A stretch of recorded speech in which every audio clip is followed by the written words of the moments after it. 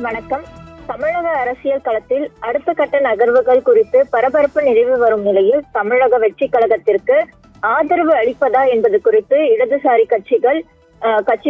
கட்சிகளும் விடுதலை சிறுத்தைகள் கட்சியும் இன்று முக்கிய முடிவு எடுக்க உள்ளன. குறிப்பாக சட்டப்பேரவையில் ஆட்சி அமைக்க தேவையான முழுமையான ஆதரவு தற்பொழுது தாவிகவிற்கு இல்லாத சூழல் நிலவி வருகிறது. இதனால் பிற கட்சிகளில் ஆதரவை பொறுத்தவரை ஆதரவை பெறுவதற்காக முயற்சிகள் அக்கட்சி தீவிரமாக ஈடுபட்டு வருவதாக தகவல் வெளியாகியுள்ளன.